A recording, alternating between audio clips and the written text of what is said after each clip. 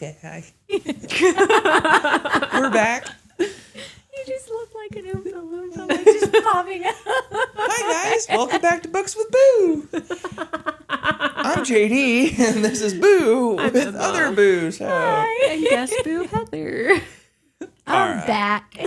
We got Heather back in the guest seat right there. They are going to be talking about Empire of Storms. Part 2. Part 2. Mm-hmm. So, once again, I don't want to be here.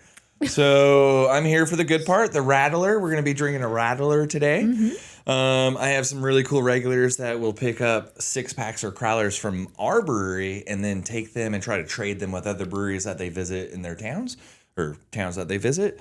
So, this one's from Billsburg Brewing, brewed and canned in Williamsburg, Virginia. Very nice. Yeah. And I love Rattlers. You've never had one. I haven't had a Rattler, so this is a moment of truth. Yeah. But it's lemonade and beer, so like. Half lager, half lemonade. Oh, that's good. Yeah. I love Rattlers. That is very good. Definitely in the summertime. Yeah. JD, can we have a Rattler? He did one. The summer shandy is one. Yeah, and then We've it done kept that a running few out times. really fast, and I would be mad because that was my favorite beer he's ever made. Well, I just rebrewed it, so it's in the tanks right now. Brewed it last week. This is 4.5%. That is tasty. I like it. Very good with the lemonade in it. It is very tasty with the lemonade with it. Do you do it with the Cheers. lemonade? We do. Cheers. We've done lemonade and then also strawberry lemonade. Ooh. The strawberry lemonade was amazing. Yeah. Okay. So when it comes back, you'll have to try it. I will. All right. You're converting me from my blonde. Hey, the blonde's our number 1 seller, so And then my coffee blonde when you have it. that one's our number 2 whenever it's there. All right. Well, I'm out. You guys have fun. Thanks. Spoilers. This is part 2 of Empire of Storms by Sarah J. Maas. So word is character arc, and that's a sequence of psychological or emotional changes a character undergoes throughout a story. And then there is a subword under that. It's anagnorisis. I'm probably saying that wrong. It's the climax of realization. So it's the exact moment in a story where a character makes a critical discovery of experiences, a sudden realization about their true identity, flaws, or the truth of their situation. Ooh. So for that, I'm thinking Aelin after the Bloodhound/Ilkin attack. And this is chapter 48.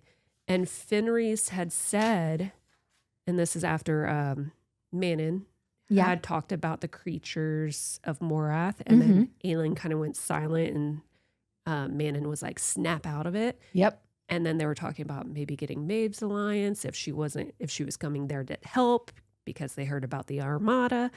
But then Fenris says, nameless is the price of Maeve's allegiance. It can't be purchased. And right after that, Aelin goes still. And then there's talk of Yellowlegs being an oracle. And if you remember, I believe it was Crown of Midnight, Baba Yellowlegs, that was the first mention of nameless is our price, or is my price. And then Rowan's POV in that same chapter, Aelin locks herself in the bathroom, throwing up. Yep. And then she asks for Lysandra. Yep. That is the moment that she realized her fate. Yep. So I thought that was a pretty fitting word or words for this part 2 of the book. That plus Gavril, Fenris, and Lorcan all realizing about Maeve. I actually have something written down where it was like Fenris in chapter 53, Gavril and him tell Rowan that they're grateful for the time that Maeve unintentionally gave them. Yes. Then in chapter 47, after he was injured by that Ilkin attack on the ship, he tells Aven that Maeve has a mockery of what Aelin, Rowan, and her court have. Yeah. And they protect, serve, and cherish. Maeve says they do that, but they don't. They don't. Yeah. And then a side note, Adian asks Gabriel if he feels the same. And he answers with a non-answer that he only wanted to leave once. When he flying. Implying because of Adian's mom. Yes. But yeah. So yeah, it's a double there. Yeah. But I like that. That was a No. good. That was a good. Yeah. There was a lot that happened in part 2. Yeah, like literally my notes, it's just like, and then this and this and this. Well, that's why I was starting, like, if you notice, like my notes, they're like long, and then it was like long, and then it got like witch mirror, yellow legs plan, Ansel, the first ally, like it got short and short and short because I was like, this is too much.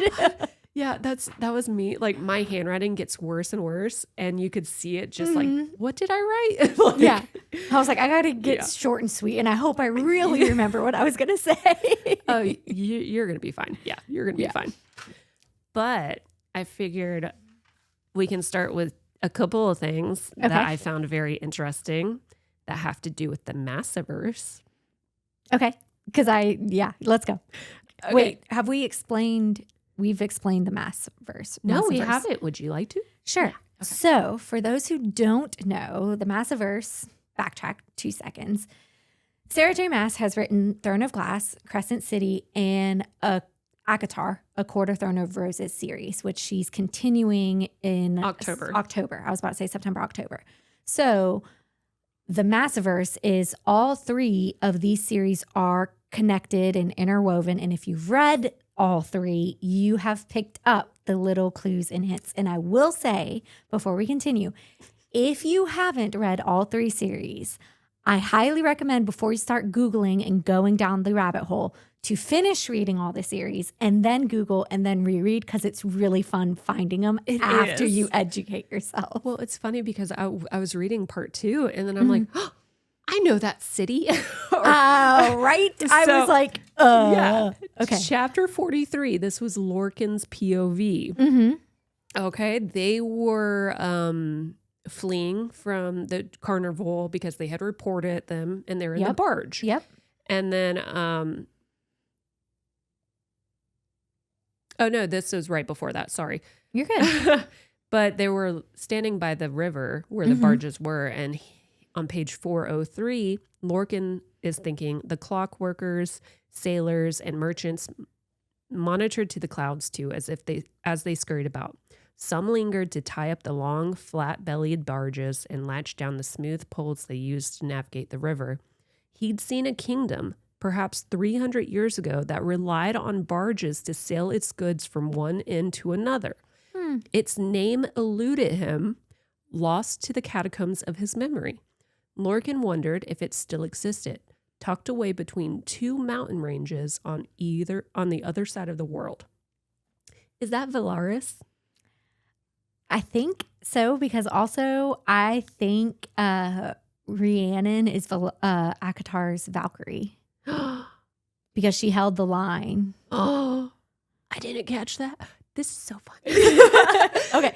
But we have to have a whole separate series. Yeah. Connecting everything. Yeah. But it's funny because it's like in ACOTAR, Reese says that once people leave, they don't remember the name of the city. And that, so. Well, I think that, yes. And then while you're flipping to your other one, chapter 52. When they get to the marshes, I need to go back. I did not have time to double check and look exactly, but the place, how Lorcan describes it is older than Lorcan. Okay. It's part of a kingdom that is now gone, a lost people who wandered and merged with those of different lands. Water shoved down their throats and in their noses. And if you've read ACOTAR, that's very familiar. Yes. I didn't catch that. Wow. Sarah J. Maas is just so good at this. She is. And that's why I'm like, finish reading the series, then do the Googling, because then when you reread, you'll pick up on the little things. Yeah. Because a friend even sent me, she's getting ready to do her reread. We were talking what order she's going to do her reread before the new ACOTAR book comes out. And she was like, did you see that apparently the worm and everything is somehow in Throne of Glass? And I was like, I'm sorry, what? Yeah, where? Exactly. I was like, okay, we're going to have to figure this out. Yeah, because I don't remember that. Me either. So we're going to have to figure this out as we're reading the rest of the series. Well, hopefully we see it in the rest because you weren't here for the beginning. I know, but I may have to come back and be like, hey, JD, you missed this. Well, he was kind of checked out. He was like, but "Ah." it's fine. Okay, the second one is chapter 65. Okay. And this is when Alina was showing things in the witch mirror. Okay. And this was after shutting or using the lock. Yes. Okay. Not just gods, and the god showed up, not just gods, but the beings of higher, different existence. They had not been born in this world, perhaps had become trapped here after wandering through a word gate. And they had struck some bargain with her father, with Mala, to at last send them home, banishing Erewhon with them, and she had ruined it. But how she described perhaps they were trapped here, and then when they're talking to them, is that the Asteri? It could be. Yeah. It could be because I have. Is it too? No, it's too early to say this. No, because you could be wondering this already. Dorian's brother. Yeah. Why is he so corrupt? Well, not even that.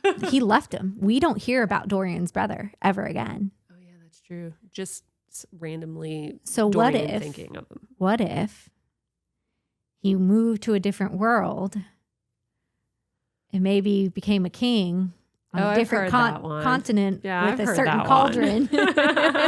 I've heard that one. Potentially. That would be interesting. But I'm sure as more books come out, I know. Because there's even one where Kaltain is the cereal. Yes. It's like, maybe not because of certain points, but I want her to be, but she's not. Stuff like that. So And I will say, like, this is how I defer to Taylor Swift's Easter eggs. There are people who find them a lot better than I do. Same. So I wait for the people who are better than I to find them, and then I read up on them. Yeah, I agree with that. But it's fun making my own connections at the same time. It is. That's why when these two popped up, I was like, oh my gosh. But especially the Valaris one. Yeah, no, that's because, okay. I mean, yes, this is my favorite series, but Valaris, it's Valaris. I would live there. Yeah. Yeah, I would too. Okay. You ready to get into it? Yes, let's get into it. The actual book, not because we could keep talking about the Maas first. We definitely could. So I was wondering what you thought of Alid's promise. And this is chapter 41. After the Ilkin attacked the carnival, Lorcan had confronted her because he found out from the Ilkin that her name wasn't Marion. She was Alid. Yes. And they get into kind of a little fight, but she tells Lorcan on page 386, if you try to bring me to Morath, I will end my own life before you can carry me over the keep's bridge. So I had that quoted too. I think it's just like what Dorian says later on in the marshes. It's very similar. Alid and Dorian plus Manon have truly witnessed the horrors of what's going on. Like, yes, the others in different ways, but like truly witnessed of everything. Not everything, but you know what I mean. So I think her promising that is like, I refuse to be a weak person again. I refuse to be vulnerable in that state again. I refuse to be, the words escaping me. Well, especially being free for this little bit of time she's been free. Like, imagine being locked in a tower for 10 years and then chained and then made to serve, be a slave. Yeah. And now she's free. And I applauded her because I applauded her in the sense of, no, I don't support that in any way, shape, or form. But if that was her only option. Yeah. Well, you see it in chapter 49. Yes, because she almost. Yeah. But I will say. 4950. 4950. I will say, I did write down for chapter 50, she said she would rather die than go back. And then Lorcan prevented it. So we know Lorcan's caught feelings because he was like, nope, not going to let you do that. I'm here to save the day. Well. But. I have something about that. Hold on. But she became a badass in that next because she fought back. Yeah, that's her growing. Like how we Yes. talked about last time, she is Yes. growing into herself. She's like, I'm standing up for myself. Mhm. And then with the Ilkin afterwards, she was like, actually, never mind. Your friend is already on the way with my uncle. Yep. And like but yeah, Yeah. good job, Aelin. Which I like because before we get to that real quick, she's been growing with Lorcan, but she's been growing with Lorcan in the sense of you see her standing up for herself Yes. with Lorcan. And now it's playing out outside of Lorcan. And it's like, yes, you're growing, you go, and everything. It's like So- we're proud mamas. Yeah, we're proud mamas. Well, Lorcan, going off of what you said earlier, his little quote from his POV was she was proving she wasn't bluffing on her claim to never return to Morath. For the first time in 5 centuries, Lorcan knew fear as Aelin turned that knife on herself.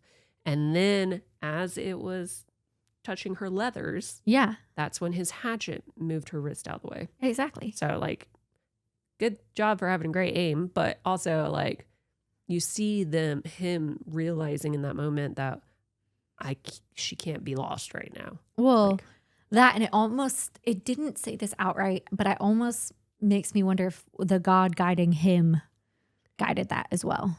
Yeah. Knowing how she fits. Yeah. Well, if I wouldn't be surprised if that was the case.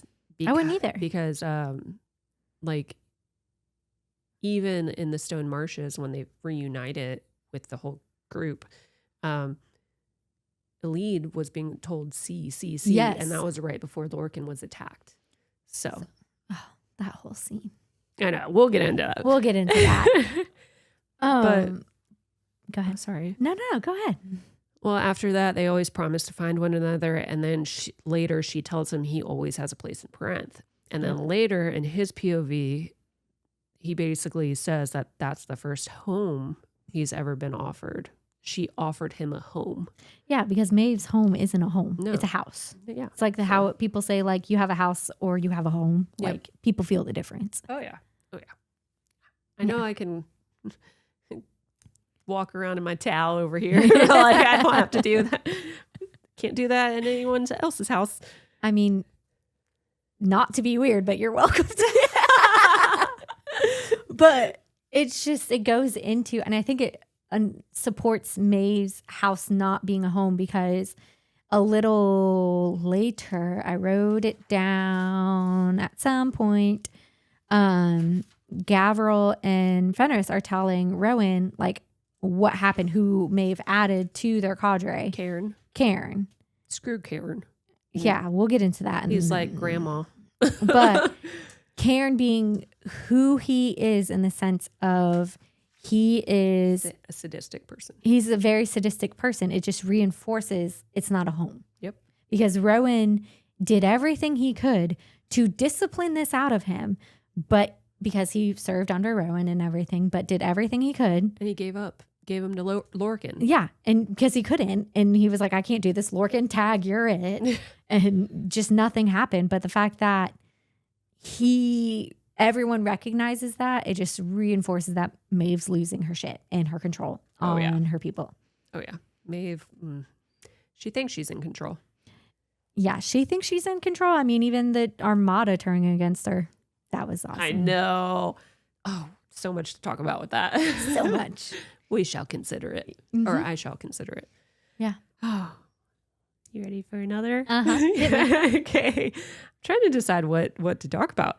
Manon, Which part of Manon? Because there's so much about Manon. the last living Kraken queen. Yes. What did you want to talk about with her? She laughed. I know, she did laugh. So that plot. So I wrote it down. And she smiled at Dorian. She smiled at the Dorian. end. But when Ansel showed up, and then Ansel's telling the story of like, here's how I showed up. And everyone's just like, the rest, Aiden and Rowan are just like, what?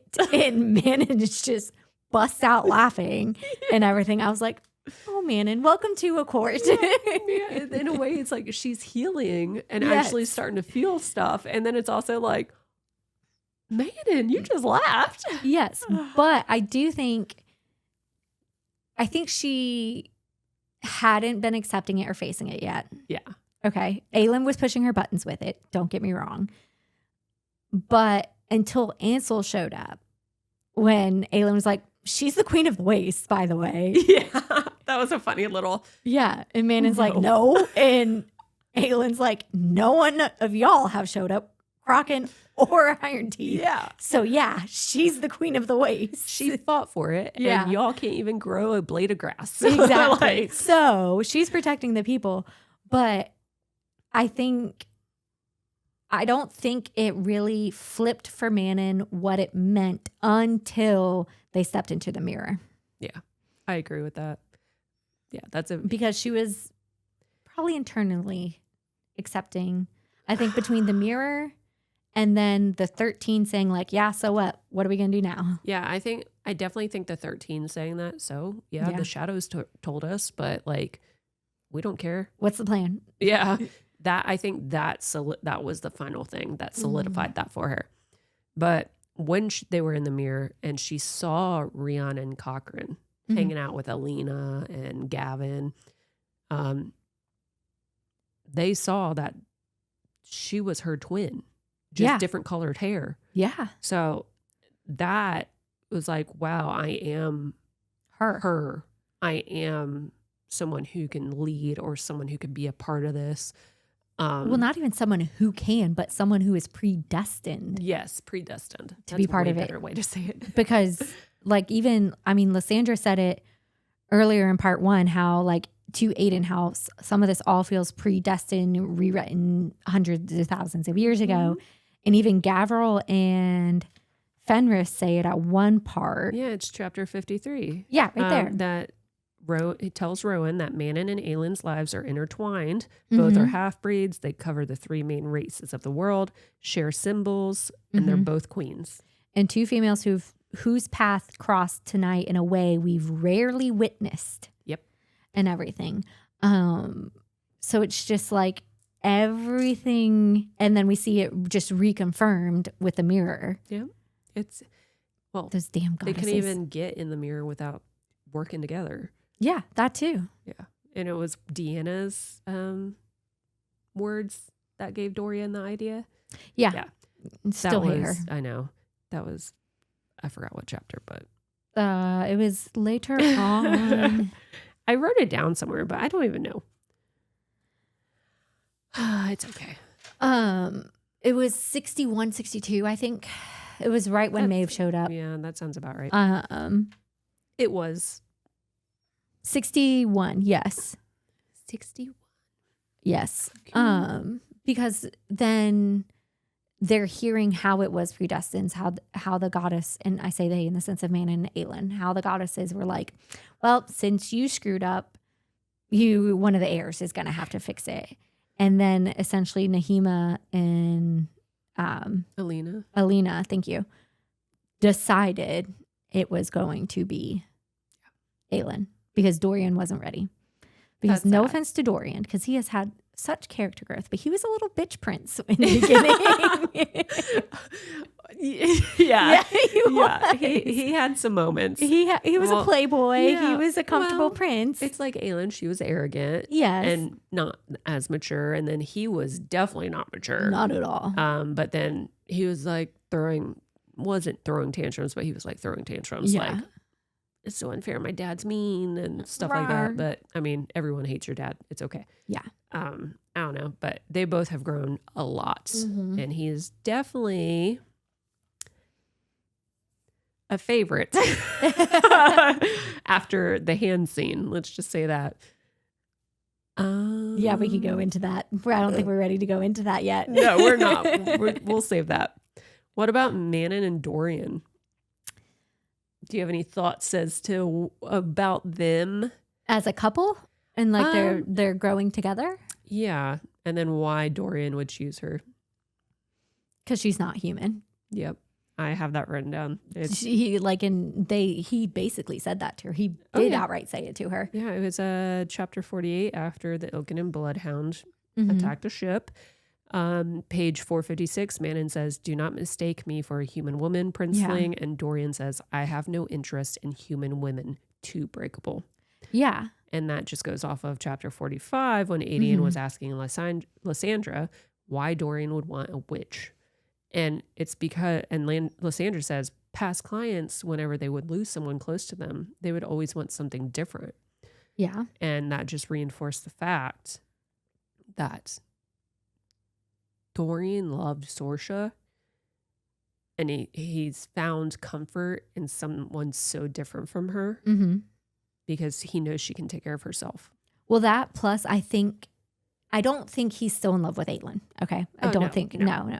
But I think Manon kind of reminds him of Aelin in the sense of Aelin didn't let him get away with shit. Yeah. Manon's not going to let him get away with anything either. That is very true. So That is like true. they say like iron sharpens iron, like to play on that whole iron teeth. Like they're going to grow together in the sense of like Dorian softening her and everything, and like Manon's gonna be like, you're not gonna be a little bitch prince again or bitch king Not and going to be a everything. princeling anymore. Yes, exactly. So I like the 3 relationships that are coming out of this particular book. Do you have a favorite? Yeah, Rowan and Aelin, duh. Yeah. I feel like theirs is only strengthening though. Yes. I feel like I at least got really hit by their relationship in not Heir of Fire, but Queen of Shadows. Because like when he first reappeared, she just ran to him and cried and said it was because he stunk so bad, not because she actually not missed because him. she actually missed him or anything. Yeah. No, well, he even says in chapter 44 when she was dreaming and basically woke up and she had set the ship on fire. And mind you, if you're gonna set a ship on fire, might as well be on the open ocean. But you can see, I think he senses that Aelin's afraid of herself because it's like she's afraid of her true potential Being being conquered, everything that could go wrong, everything that the worst case scenario and everything, and the unknown, but still having to face it. And he looks at her and says, I see you, I see every part of you, and I am not afraid. Yeah, I think that was a very important conversation that she needed to hear. Hi, Marley. That she needed to hear those words from his lips. Yeah. And it's not the first time he said it, right? no, but I think in that moment, because they knew about Maeve's Armada, they knew about the forces gathering in Morath, they heard from Manon about what was going on with the witches, not fully, but they heard. And then there's the added parts of like Adian breathing down her neck, like, where are our allies? Okay. And like, I think in that moment, she needed that calm from him for sure. When I think hopeless romantic in me, so funny. I actually was having a conversation with another close friend this past weekend because she's like dipping her toes back in the dating world. And she's like, I don't know, like I'm not finding what I want and what I want and everything. And like, it's not what you think you want. It's what you need at the end of the day. Well, also it's like for me and JD, sorry, personal moment here. Yeah, sorry, real personal. I was like, screw guys, I don't want anything to do with them. And then here comes JD, and now it's 14 years later, you know? Like sometimes it just happens too. So well, I mean, give her support. give her support. Exactly. Well, and that's why I told her. I was like, personal again. Joe's the last person. Like anyone probably would have picked for me. But like, y'all work so well together. We do. Like he balances me because I am the fun, outgoing, He's like just chilling. like the fun, outgoing. I see the good in everybody. I'm so trusting. I'm like the hopeless He's like, romantic. don't trust that person. Yeah. He in the most helpful, nicest, loving way. He keeps me in check to make sure I stay protected. I've seen it. It's so funny. And he does it in like his nicest way. He's like, why would you talk to that person? And I'm like, well, and he's like, Heather, think about it. And I'm like, oh. Like he does let me figure it out, but he does like, hey, like I see you, I love you, but I need you to think. Yeah. I love that. But I think each relationship that we see, like they are balancing each other. They are, and some are unexpected. Yeah, Aelin Galathynius. Yeah. I really like Aelin Galathynius though, like because I think she does more for him than he could ever do for her. Yes, but I was a little afraid when I was first reading this because I was like, I know this isn't like the first woman like he's been with, But it's her first. but it's Guy. but it's her first real, and I'm like, if this man Hurts her. yeah, I was all when Aelin and Aiden. Well, it was Aelin, Manon, and Aiden, and they're like, and Manon said, your claim on her is last. Yeah, I was like, okay, if this man hurts her, and then when she said that, I was like, yep, what Manon said, like, and Aiden was like, I know Aelin will melt your bones, but I'm pretty sure she'll let me break a few first. Yeah. Like the fact that all of them were just like, don't mess with the lead. She's ours. She's ours. Even though they all just re-met her, except for Manon. But it's just so funny because, yeah, she is the normal one of the group. Yeah, she has no powers. No, I mean, she has really great intuition, but She does. that's aided by Anith. Yes, but she's not a warrior. She's not like Aiden. She No. can't. Well, she can defend herself. We've seen it, but I mean, with the Ilkin, she can't wield a blade like Aiden. She does not have like she has black iron teeth blood in her, but yeah. she doesn't have like true power or speed or anything like that. And she doesn't have fire magic or anything. So like she is a true human when you put her in that court. Yeah. She's the only human. Yeah, unless Kale comes back, but we'll talk about that later. if he makes it, if he recovers. Yeah, we'll see about that. Well, based off your reaction, I think we need to talk about Aedion. Yeah, I wanted to punch him in this part. Yep. A couple times. When the Ilkin were coming into the Yes. Stone Marshes, it was 8 against 500. Yes. Aedion blames Aelin for this attack because she wanted to shout her power to the world. Where are our allies, Aelin? Mm-hmm. Where are our armies? All we have to show for our efforts is a pirate lord who might very well change his mind if he hears about this from the wrong lips. Aelin claims the first shot at the Ilkin, and then Aedion says, don't miss this time. Yeah. So I think there's two parts to this. Yeah. Looking at it, I still wanted to punch him for the record. Still punchable. He has a very punchable face in this part too, up till like the last couple chapters. Okay. Yes. Very punchable face. I think he was part scared Oh, yeah. and part pissed because he's like, we can't catch a freaking break. Yeah. And everything, because it's been one thing after another, and but that's war, Yeah. because 5 out of the 8 against the 500 have been in war, And they know what happened. and he's one of those 5. Mm-hmm. So yeah, Well, also, to go off of that, I think you're right to say that he was scared because in chapter 56, when she released her power on those Ilkin, he thought Aelin was no savior to rally behind, but a cataclysm to be weathered. There had to be a cost to such power. So Yeah. he was feeling those strong, fearful emotions like, I love my cousin, but this is terrifying. yeah.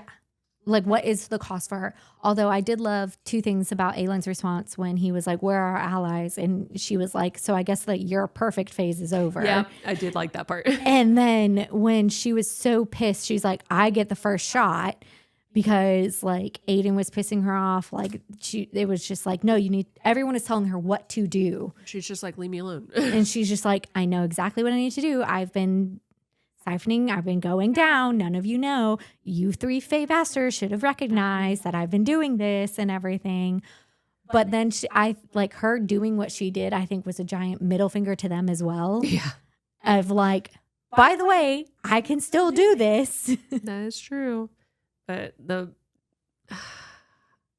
he was a little redeemable though. Yeah, because in chapter 59, after seeing Ansel, his POV had said he was mad at Aelin for not trusting or telling him of the Ansel plan. Yes. But he admitted to himself that he never considered the Wastes as an ally. Well, because I say they're in the sense of like Rowan, Gavriel, Aiden are not thinking like Aelin is. Oh, in no. the sense of thieves and assassins. Because she knows who these people are. Exactly. They're thinking in the old traditional Darrow allies. Yep. I will say he did redeem himself. I think it was in 57 or 58 when Ansel shows up. And he's like, I shouldn't have said like we're our allies and everything. Like clearly she's 5 steps ahead and everything. But I will say I did see something when I was scrolling on either Instagram or TikTok. And I was going down a rabbit hole unbeknownst to myself because I just started scrolling and scrolling and scrolling. Doom scrolling. It was a very good doom scroll, but it was like, and it made me think of this because we were talking about Skulls Bay in part 1. Maybe a little bit of why Aelin isn't sharing all her plans. Because the last person Aelin shared a plan with. Yeah, I talked about that last book with JD. Was Sam. Yep. I have a whole reel on that. I was like, I know, but we need to talk about that. Well, there was a scene in Queen of Shadows where he had went up to her and said, "Why won't you tell us these things?" This was after the reading of the will.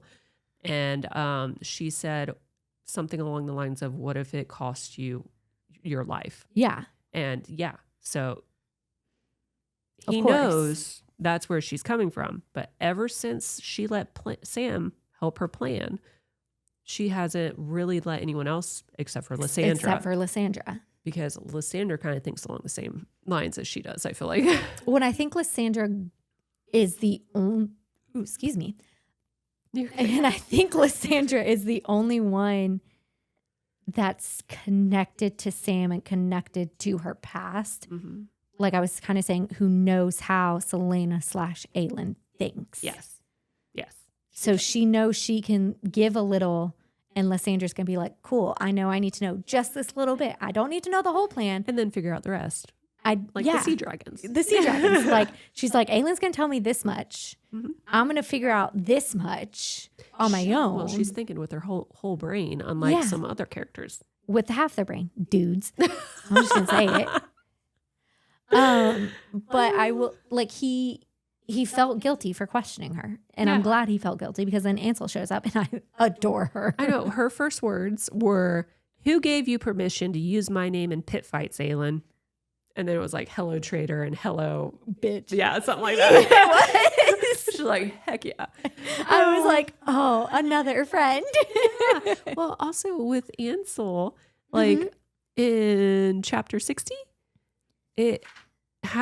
she had been on her way to get Aelin out of Endovir. Which when Selena was set free. Can we talk about that for a second? Ansel. Mm-hmm. The one that she tried to kill, even though she gave her an extra minute, actively went to try to get her out of, no offense to anyone else on the court, out of everyone else on that court. Well, half of them didn't know her then, but but you know what I mean? Like, Aiden didn't even realize he was like right over the mountain. Yeah. Lead couldn't. But he didn't know she was Selena. Yeah. So it was just like. And out of all the people, though, it's Ansel. Yeah. Which I think makes it that much better because it's just another person like Lysandra. Yeah. And it just proves to everyone else in the court why she asked for her help.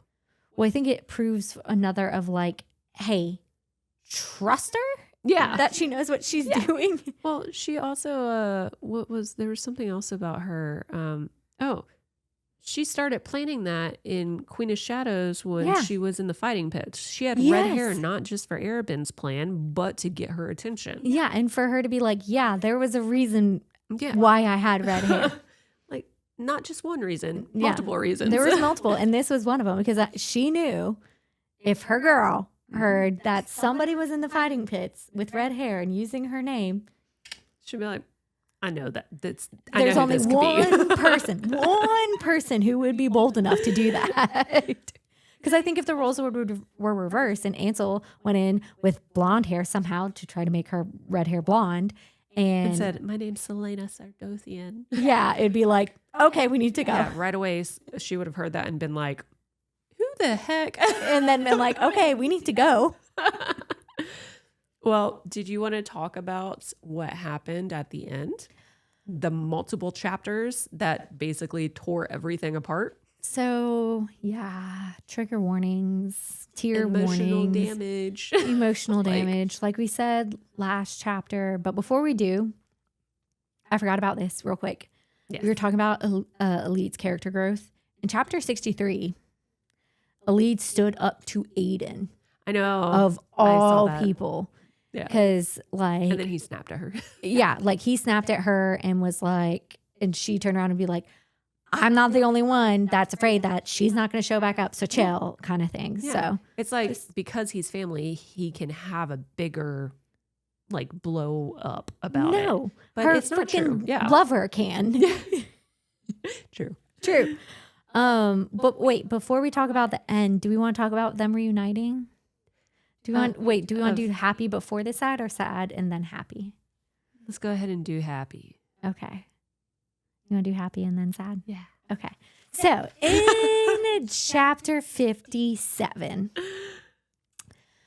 our court comes back together.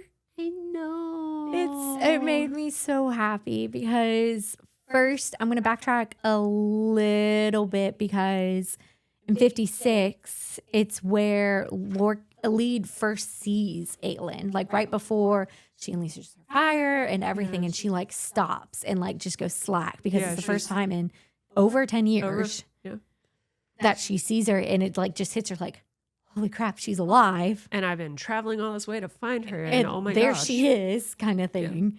Like, And then, holy cow, she's about to use her fire.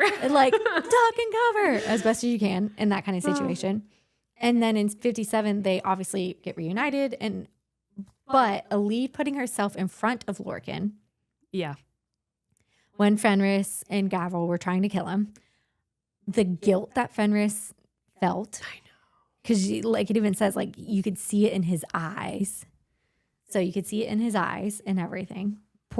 I know he felt guilty. And well, he kept in one of her POVs. It's like he wouldn't stop apologizing or something like that. yeah. And I get that. I would be too. Like, Because he he poor wasn't human girl. You just I bit her arm. know. Like, But they're literally just all reunited, because I even wrote down like while she's getting healed by Gavril, she's looking for Aelin. She's like, where is Aelin? Like, I just saw her. Where is she?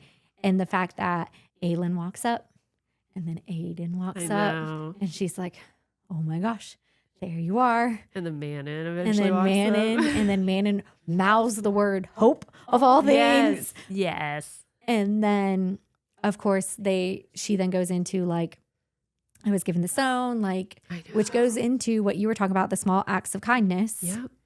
of giving the wool Well, in cloak. chapter 58, Mhm. Dorian was amazed and felt so ashamed by how harshly he judged Kaltane for that.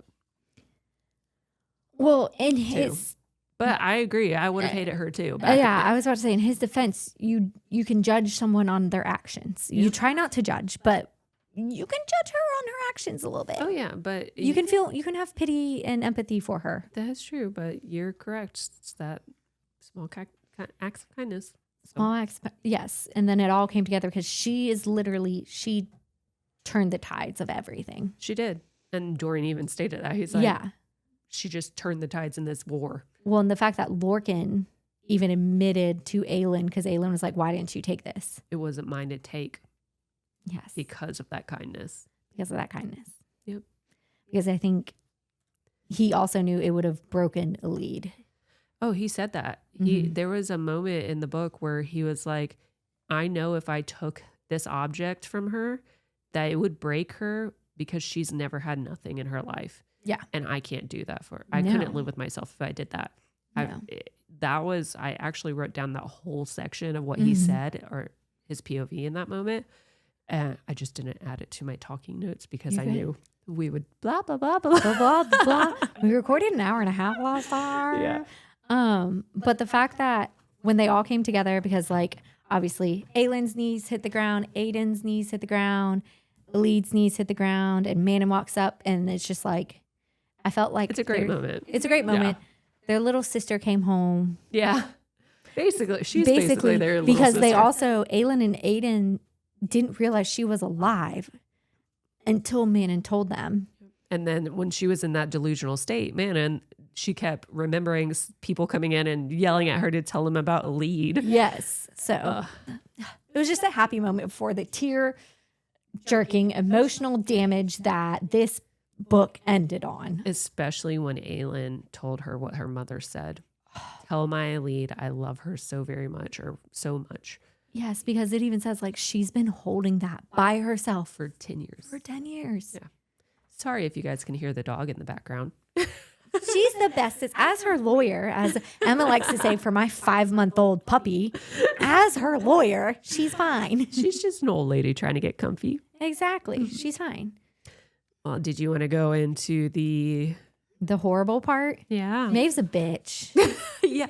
She made Aelin use all of her power, all of her reserves by setting the fire because she knew she'd try to put it out, by whispering to Morath about where she would be in the stone marshes. So the Ilkin came. And then her other plan was the battle, but she didn't know Aelin would skip out on that for the witch. Yeah, she wasn't planning on that, But she made sure Aelin was drained or nearly drained by the time Manon strolled in and said, hey, you're coming with me. I mean, she's not smart. I say Manon. Yeah. Maeve. Maeve. Sorry. I knew what you meant. But like, she's not smart. That doesn't make her any less of a bitch, though. I know. She's horrible. And the way she was like, because Gavriel values honor, right away severed his bond. Because she knows Fenris would want to be a part of something like Aelin has. Yes. She keeps him chained to her. And because Lorcan, this one's debatable, but because like he was self-righteous, I think she said, she has no use for him in her court. So severed his bond.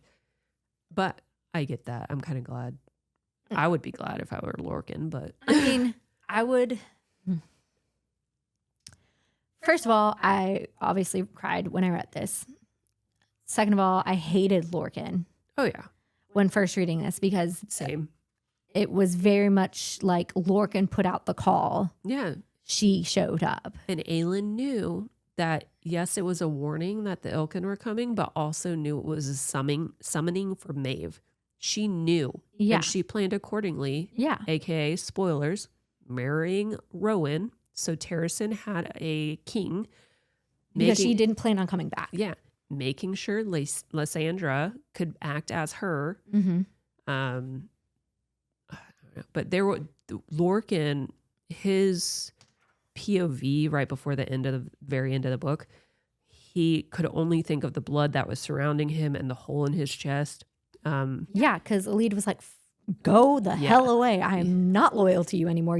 I know. I just got my queen back and you ripped her away from me. Yeah, that was justified, I feel like. Yeah. But he looked at Rowan and he was like, I can't believe her action. She gave Terrasen a king. He admitted to himself that he had been so wrong. And he couldn't process how wrong he had been in that moment. And I was like, good, suffer, think that, because you were wrong in that moment. He was, because even throughout this part too, I wish I would have counted actually, thinking about it now. He very rarely referred to Aelin by her name. Oh yeah, no. She was bitch queen, fire breathing bitch queen, and everything. I think your queen. Like it was very anger. So Oh, yeah. I mean, I hate to say it, I can get why. I do too, but also it's like Dude. Yeah, come on. But it's the fact that it was then used as a punishment that Cairn was the one to torture Rowan's lover after Rowan was the one who disciplined him is also another layer. Sorry, I had to let the dog out. You're good. It's true, though. And it's Cairn just bringing that up. Like, wasn't it Cairn who punished all of them after Mistward whipped them? Yes. Yeah. He did. Because he strung up Lorcan to the post for 2 days and Yeah. would whip him at his leisure. And then Aelin, her whipping on the beach. Oh, he got sick pleasure out of that. Oh, yeah. And the fact that, like, there was so much blood, more than a lot. It was mentioned in a lot of POVs, more than any of them had seen after a whipping like that or something like that. Yeah. It's just Because hard to imagine. It's very hard to imagine because Maeve kept making her start over the count. Because wasn't it 10 lashes? Yeah, but she wouldn't count. She wouldn't count because she was trying to buy time. She was trying to stall. Yep. And well, that's another thing is the whole time she was like saying,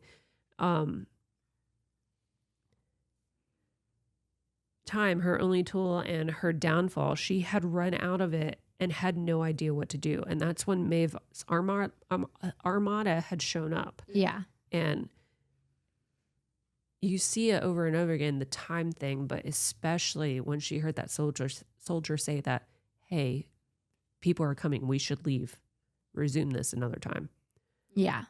And he was right there. Rowan was right there. Right there. And the fact that I'm surprised Lorcan was able to walk off that beach. Yeah. I mean, considering how testy Rowan was, like even like after they, got intimate and like and everything, and the fact that Lorcan still had his head. Well, immediately after, where is my wife? Yeah. And that's the first time we find out they're all married. They're married. Yeah. But it's also like he had just heard about the mate thing too. Lorcan had heard about that. They're mates. Have to tell Rowan. Yeah. And then Rowan's like, I suspect it, but I didn't want to accept it because of Lyria.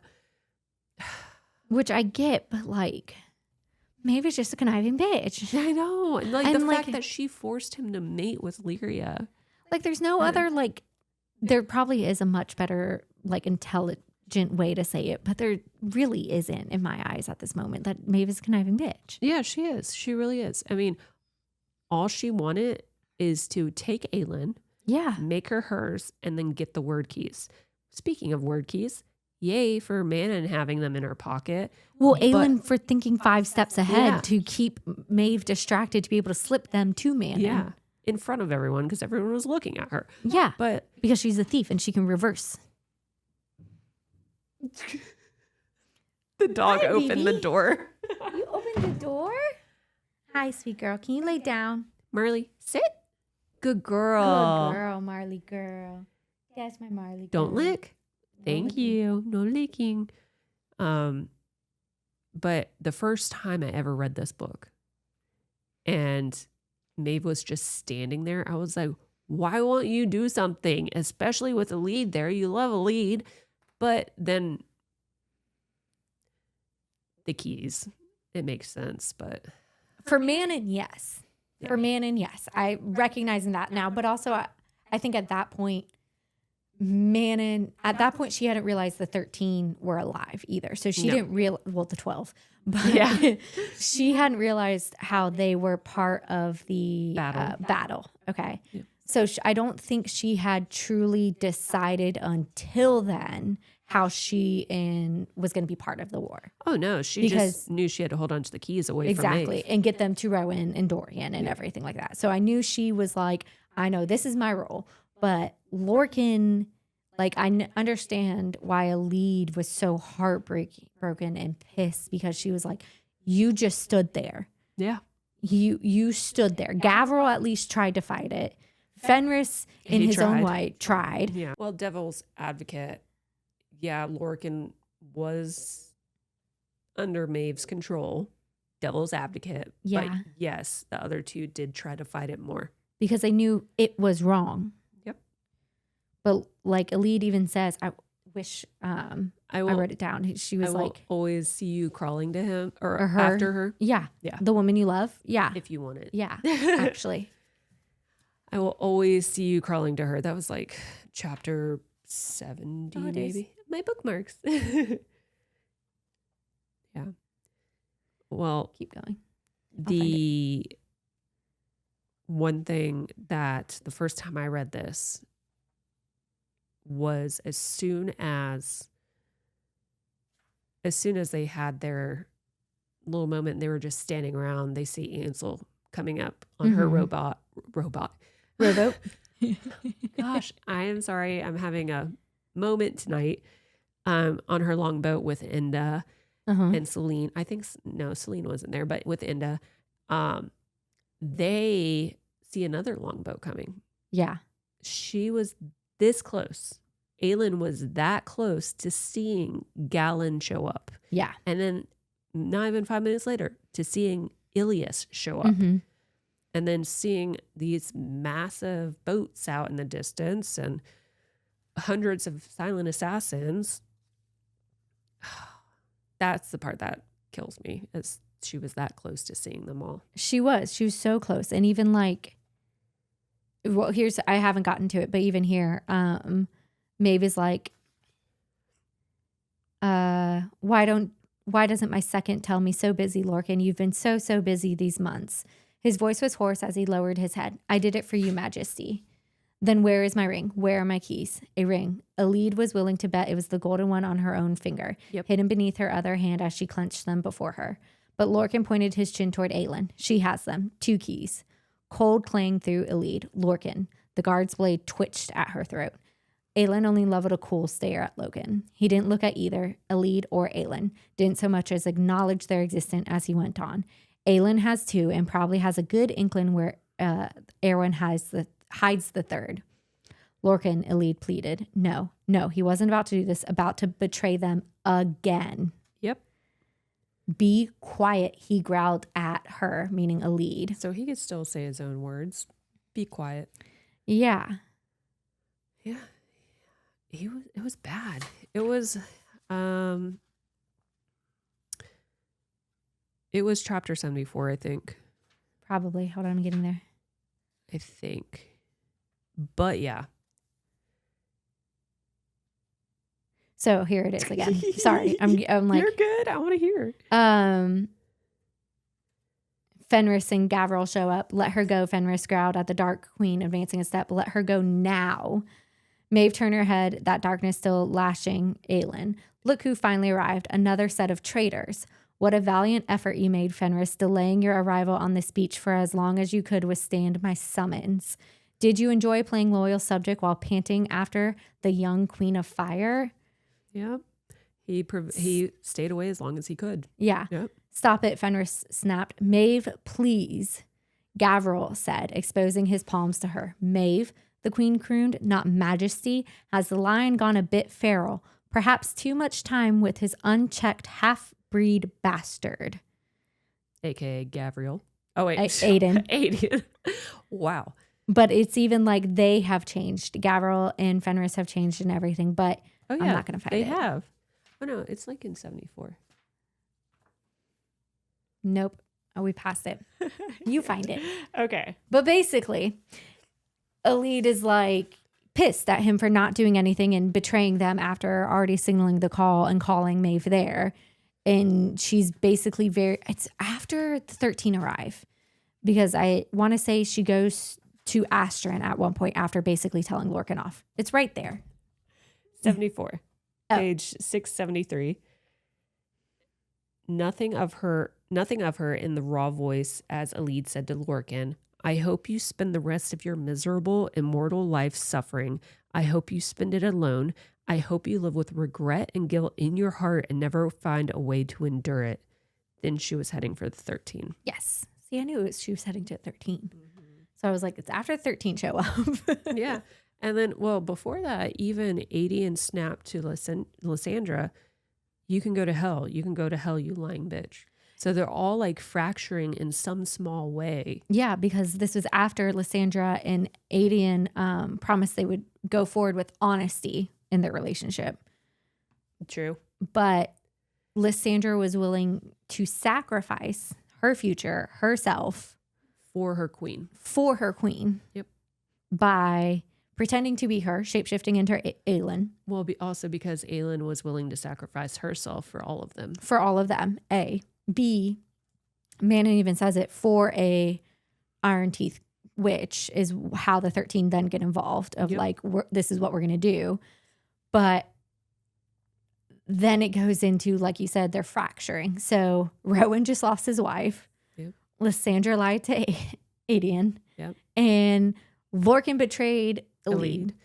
And it's like, Aelin leaves, shit hits the fan. Yeah, that's basically what happens. Well, also, it's so traumatic how she is taken. She's put in an iron coffin Yeah. with a mask over her face, laying bare-chested, but on her raw back that was just ripped.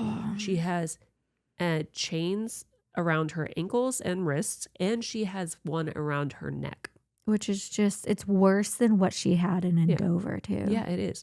And Manon, in her POV, when she sees her being loaded, she says, I hope that she passes out and is not awake for this whole trip, but I also hope she survives so she can come back and be killed for all of us again. Yeah. It's sad. It's so sad because it's just, But I feel like there was a little bit of hope at the end too, because it was Rowan, I think, was looking at all the allies, and he added hopefully Kale and Nesserin would come back with Southern Continent support. Aelin had given us hope, and then when you're reading about Dorian planning to go off with the 13, there is another sense of hope there because she's going to go find the Krakens. yeah. Then there's another sense of hope when it's Gavriel, Lorcan, Alid, and Rowan planning all to go together. Yeah. To go get. Yeah. Because they knew Fenris was going to leave them clues. Like it even says, like, Yep. Fenris is with her. He's going to try to leave. Yeah. And I think of all between Gavriel, Lorcan, and Fenris to be the ones to be still chained to Maeve to go back with Aelin, it needed to be Fenris. It did. Especially when we get to his next part in Kingdom of Ash. Yes. For those who have not read it, we're not going to spoil it, No, but no. he is probably the most underrated side character in any series. That's how I feel about Fenris. Which is, yes. And just to add on that, I wish there was another book to just continue on. Anyways. It'll happen. Anything else you want to say? Yeah, I got lots of things. Okay, hold on. So, to go back to the Maas first, really quickly. In chapter 52, before, like the first time I read this, before we realized it was Ilkin, the way they described it, okay, it was darkness had begun to spread across the stars, wiping them out one by one. That's like Reese.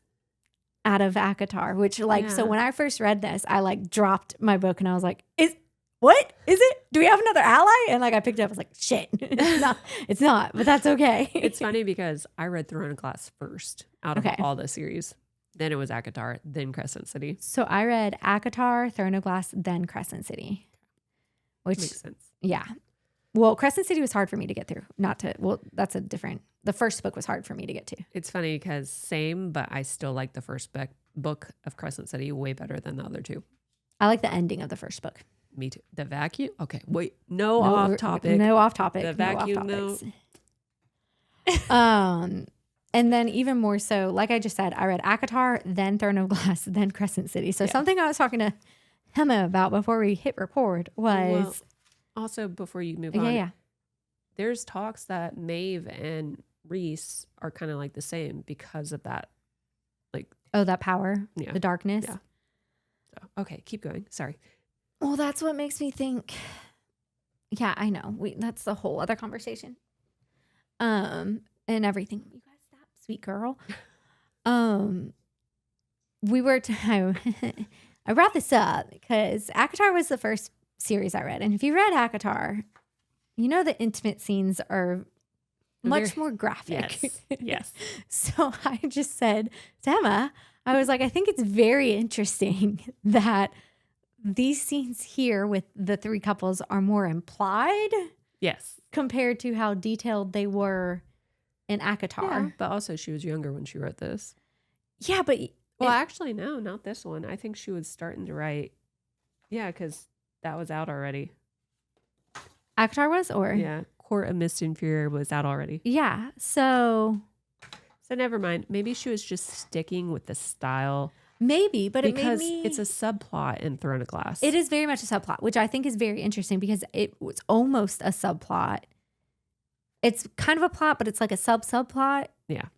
In ACOTAR, but I just find it very interesting that here it's more implied. Yes, We don't get to see any future heirs. Yeah. But in ACOTAR, we do. Nix. Marley. Sorry. And everything. So it's like, okay, Sarah J. Maas, just very curious. I mean, if she wanted to experiment on her writing style, love it. But also, okay. Just like if you tell us you want it more without telling us you no, want it more. I was just like, because when I read it, I was like, what? Like I went back and I was like, oh, this is very much just implied. Yeah, Got a lot it. of it is like there are some parts that are like she spells it out, but a lot of it is very implied for sure. In this series, yes. And like after reading like the 3-page intimate scene in one of the ACOTAR books, It was chapter 55. something like that, and then just having like a paragraph where this is implied, you could see where it was like, what? Especially in Kingdom of Ash. Yeah. See? Yeah. See? Anyways. What did he do? Exactly. 56. When Lorcan sees the court, Gavril, Fenris, and everything before she unleashes, he notes it of a court that wouldn't just change the world, it would start the world over. Yes. A court that could conquer this world and any other if it wished. Marley, please stop,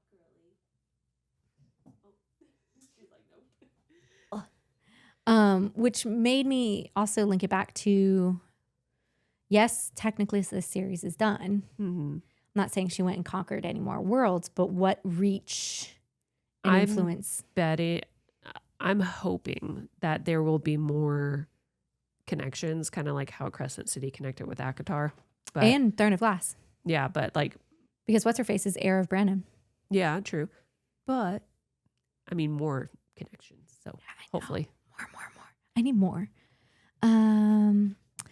I did think it was kind of a fun little throwback of in chapter 53 when they're all sitting down and eating, and Aiden looks at Aelin and they're talking about Dorian, and he goes, he still eats like a fine lady.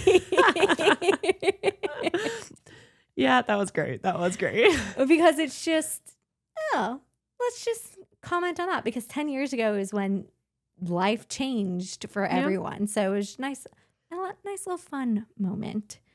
In 48, chapter 48 is when Manon and Aelin get reunited, in the sense of Manon's healed a little bit. Yes. That kind of thing. I noted it as two sisters fighting. It can read like that for sure. Because it's very much Manon can call Aelin out of things and still keep her head. Yep. Yeah. And then, although it sounded advice from someone else that has been at war, because then that goes into the nameless is my price whole thing as well. All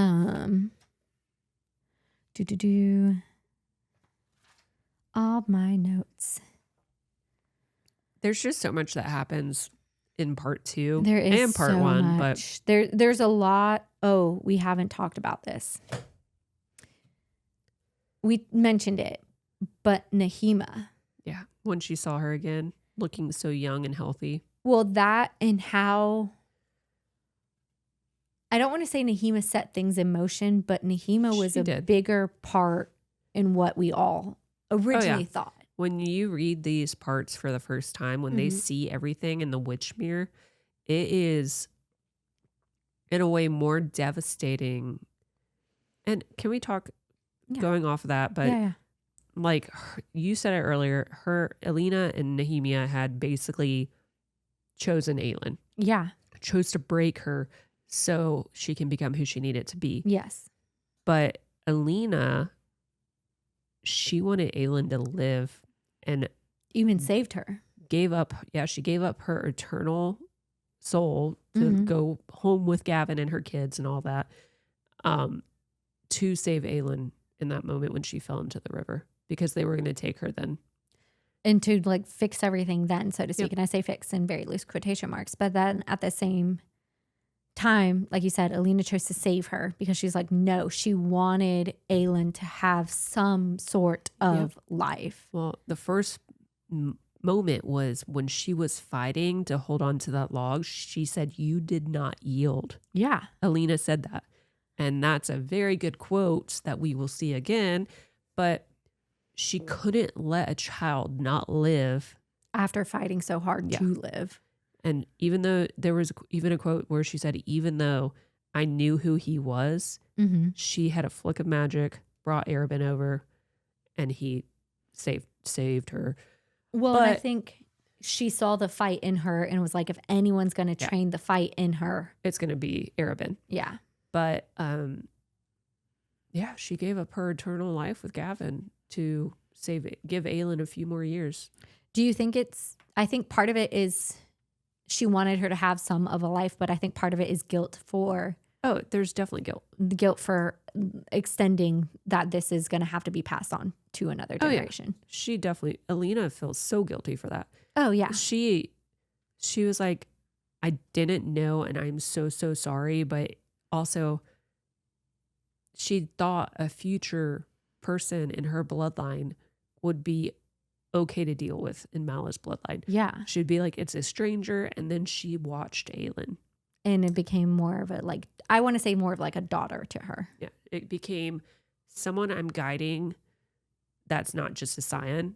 She is someone that I've come to care about her life and how she's living it. Yes.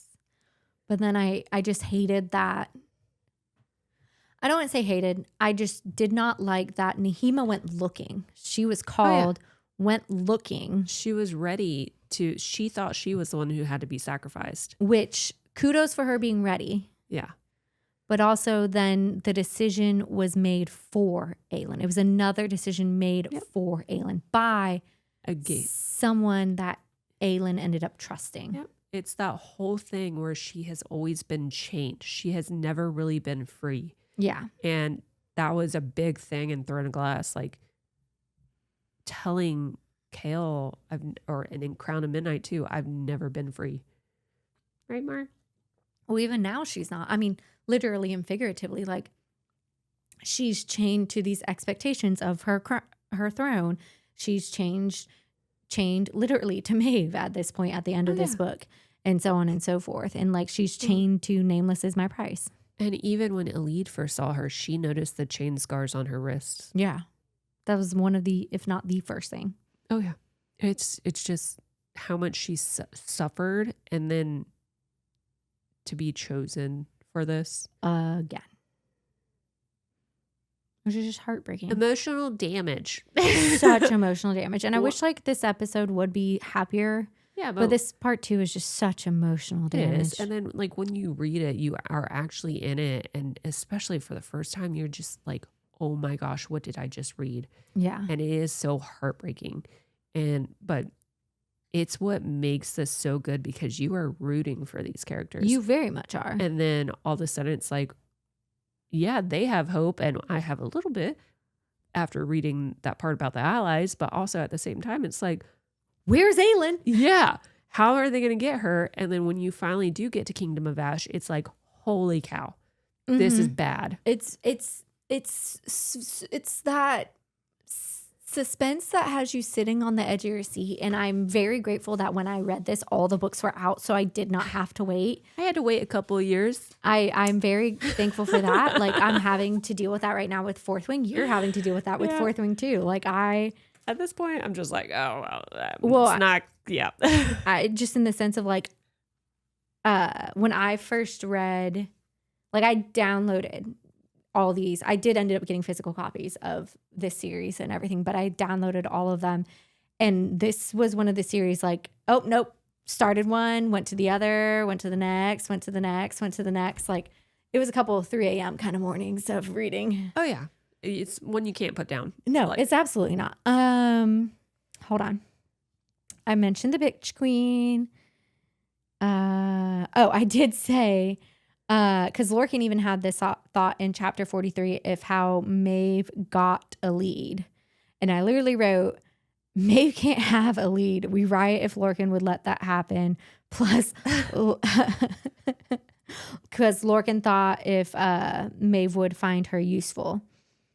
But at least he partly dreaded the thought. Oh, And yeah. because then he goes on, it's when he was mad at her. And then he goes on to explain how Aelin and Selena are the same person, which he wasn't asked for how he did that. Yeah, he said, if you're going to judge me, you better judge your queen. Yeah. Well, bitch queen. It was a bitch queen again.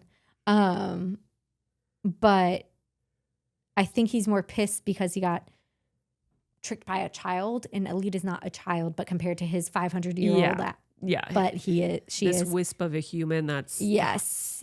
barely in her adult years. Do you remember in chapter 42, circling back to Nahima real quick, she sketched a word mark over Dorian's chest. Yeah. Do you remember when that happened? Yeah, they were at a party / ball, and Dorian was watching Kale dance with Selena That's when it outside. was. And she's like, you should leave them alone. Mhm. And he's like, I've already planned to. Okay. And then she's like, you and I are different. And then she started poking at his chest, but really she was. Yeah. Okay. No. Okay. I was like, I did not go back and start reading from one. I literally picked up Empire Storms and picked up from there to read. So Yeah. I was like, when did this happen again? That was Crown of Midnight for sure. Okay. And then I did think it was interesting how Fenris's power was slipping between folds in the world, is how it's described. Yep. So what about the other worlds? Yep. But I also want to say, because we learned more about Fenris's background, like we learned a little bit more of Lorcan's in part 1.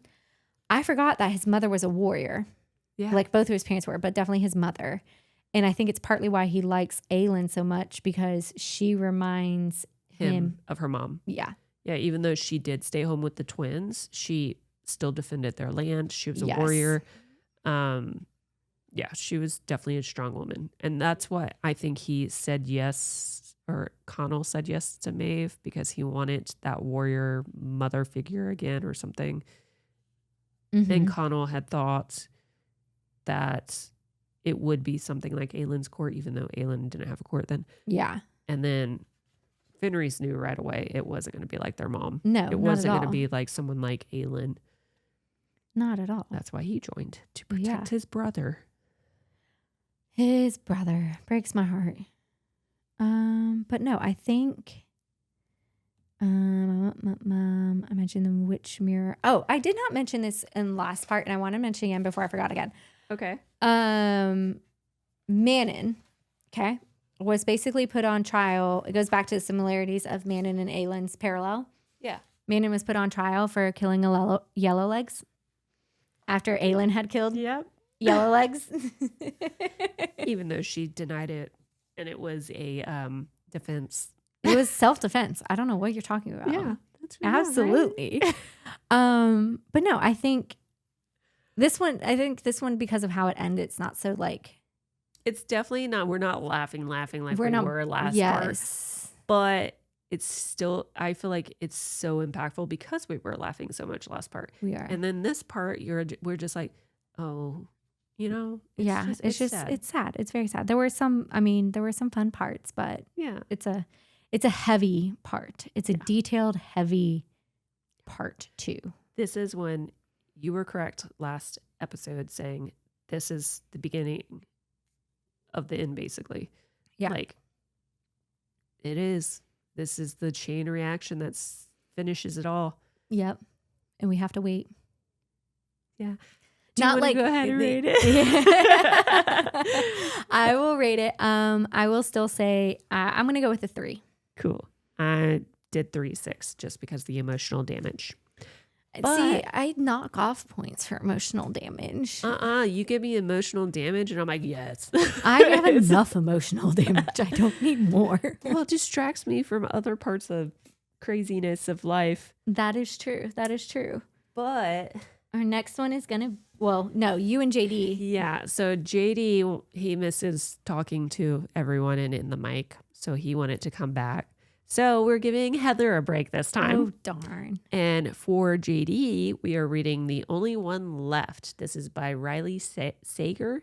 Ooh. And it is a thriller. It's a gothic house of horrors that carries you along effortlessly before delivering a symphony of twists so shocking it took my breath away. That was a quote or blurb by Megan Abbott. Ooh. But basically, it is a thriller, kind of like a mystery of a crime that happened in the past. So I've heard have great. to let me. Yeah, I've heard good things. It's on my list. I Yeah. have 4 TBRs, if I'm being honest, that are just endlessly long. Yep. But after me and JD do that one, Then we're gonna do Tower of Dawn. my least favorite book in the series. It's not my least favorite. I didn't understand why K.L. got his own book for. Well, I guess hot we're second. going to have to talk about that when we meet next. Yes, we will. We will. But JD wants to come, and JD Boo can come back for a week. Yeah. Just a week. Just a week. But thanks for coming to our sad TED Talk. Thank you, Heather. Of course, Emma Boo. Hopefully we'll not be so sad on the next one together, but We won't be. but you guys comment, like, subscribe. Hopefully you enjoyed it. Okay. Bye. Bye.